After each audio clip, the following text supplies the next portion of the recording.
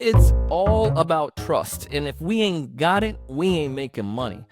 We heard about how we can build trust when we are working as the organization. Today, we're going to do a live coaching session on how we can build trust when we are the actual individual seller. Check it out.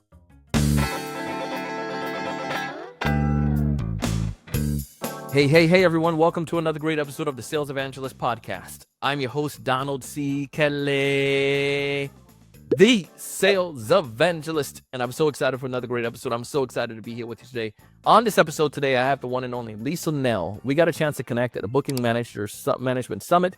This was in Zagreb, Croatia, and it was a fantastic event. While there, we were doing some live coaching with individuals and with companies. And one of the challenges she was facing was, how can I make sure I'm building trust with my customers? What is it that I need to do? And we're going to tackle that, do a live coaching session, hear about some of the things that she's doing right now and how she can improve on doing those things.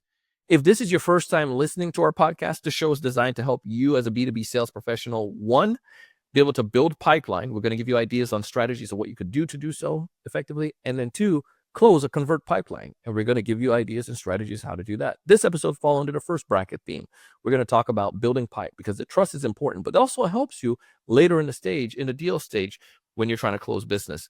As we dive into the episode, you'll get a chance to learn about Liesl and some of the things that she does with her organization, but also the challenges she's facing. And as we walk through to see how this could apply specifically to you. Liesl, welcome to the show. Thanks so much, and thanks for hosting me today. I am so excited to have you and to have this conversation. I feel like being here at this conference, we've gotten a chance to talk a lot about B2B sales challenges, specifically to your niche, but also these are applicable to all of us, whether we're selling software or we're selling machinery or we're selling services. There are several components that are just absolutely critical, and one of those is being able to build trust.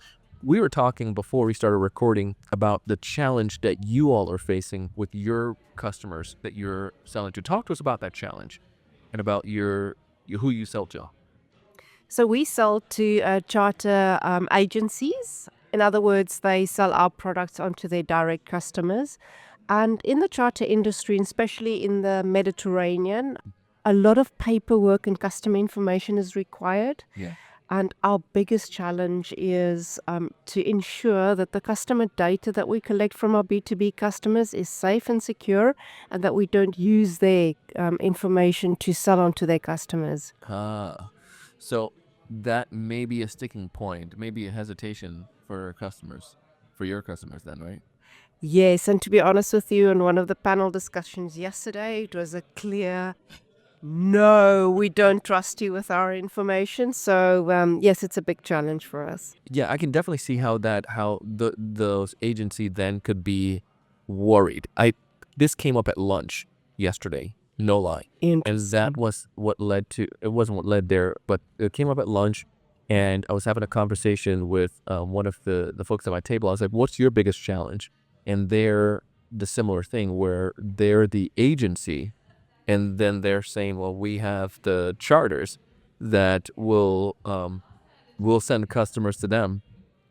They take the customers, and then the customers don't need to come back to us because the customers feel like, I understand how to do this stuff now. I can go and self-serve and do my own. I don't need you anymore, agency.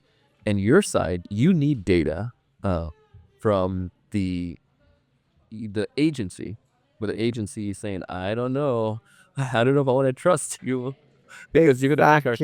So let's walk through that though. What have you done to help build trust between yourself and with these agencies?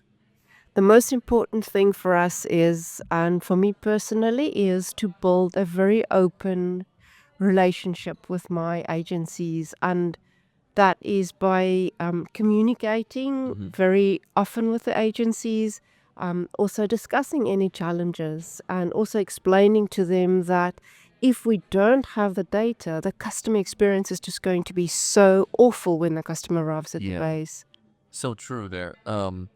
So let's go back into let's go back into what are some of the ways that we can help to foster that relationship. What are some ideas that we can take advantage of?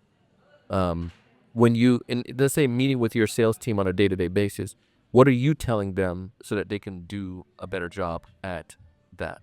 Like, how do you coach them on it? We make sure our sales agents ensure our customers that the way that the customer submits the data is anonymous. Gotcha. So we've actually worked very closely with the guys from MMK, Booking Yeah. Manager System, to design a link where the customer can complete the data or fill in all of the data required, and it's anonymous to us. Yeah. But there's still a little bit of a, I don't know, is it really safe? Yeah. So from our side, it's just continuous education Yeah. and communication with our agencies. Do you do that like in social, in videos, and all of your content? You continue to remind about that? Is that something you guys have to do? Yes, we do. So we do monthly email communication to our customers, but this industry is specifically very, very in-person communication. I don't know if you've noticed. Very, very much. So a lot of other industries have moved away from one-to-one in-person conversations. This is what I personally find very, very important, is to meet with your customers, to have coffee with them, to have lunch with them, to meet them at specific exhibitions, to build that trust. Till that trip. Yeah, and I could see how that's going to be critical for, again, in such a niche industry. One of the things that I found to be helpful is the stories as well. I had a conversation with Eugene. He and I were having a discussion at this event, and we were talking about stories and how important stories are, and the type of stories that we're telling to our prospects. The case studies also is also that proof, because no one wants to be had. No one wants to feel like they were tricked or they were gimmicked or or coerced into something. But if you were to share that, hey, Donald is the same exact situation as you, and this is how his experience was with us, and this is what he has to say about our experience. That third party story and that experience from that other customer would help to build trust tremendously. And I'm sure you guys do a lot of that. Yes, definitely. Definitely we collect a lot of customer reviews. And what I always say to our customers is, look at the number of repeat customers you get that ask for our products again. That means we're not marketing to them, selling to them directly. If you get those repeat customers, your data is safe with us. Yeah, I like that idea. Share with them, let them know, help them understand that we're a trusted partner. You're a trusted partner of your ally. Yes, yes, We're here to help. absolutely. No, I found that to be someone else I had a conversation with recently was around that same component. Like, is there a way that I can give you something back? And I think in that case where you're giving reviews, you encourage the customers to do reviews, and you're encouraging them to go back to the agency. It shows that, yeah, I'm not taking them, and that I want to help, because there's no way that they're not gonna make money, and you're not gonna make money if you're not in existence, and if they're not in existence. You need each other. That's so true, yeah. How do you make sure though, like that there's no salesperson that's being rogue? Like, what I mean by that, how do you ensure that there's no one that is breaking that trust by using the data? Maybe somebody get desperate and they want to close a deal, and they try to go around the system. Like, how do you help build that culture amongst your sales team that we have to be trustworthy? We make sure our sales agents understand where the business comes from, and especially in Europe, it's a very, very strong B2B business. The European customers just really trust their agents to get the best deal for them. So it's getting them to understand. And a lot of times it's about showing the numbers. Yeah. More than 60% of our business is generated from our B2B customers. Yeah. So it's getting them to understand that without our agencies, we can't survive. Yeah. Oh my goodness. Yeah, I love that. Then you don't bite the hand that feeds you. That's very true, yes.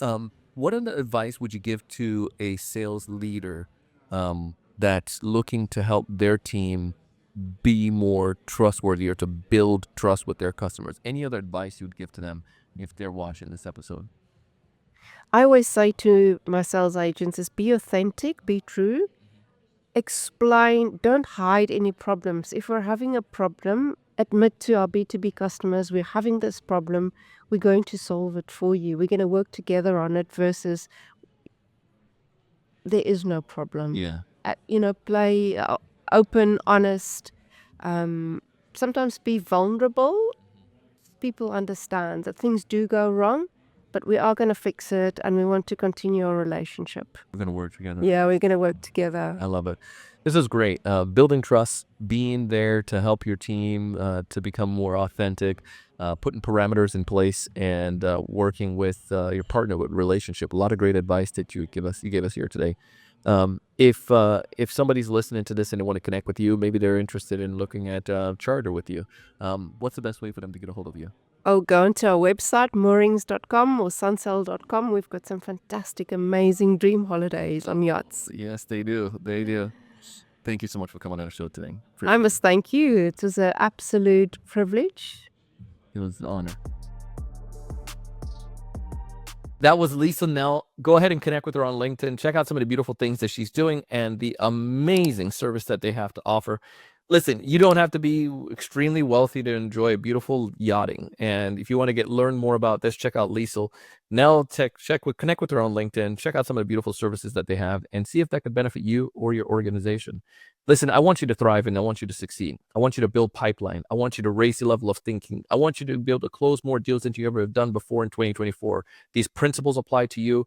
You don't necessarily have to be in a yachting industry exactly, but the principles apply. Trust is important, and these things can help you to do so. I want you to thrive. I want you to succeed. I want you to raise your level of thinking. I want you to go out and do big things. I'll see you on the next one.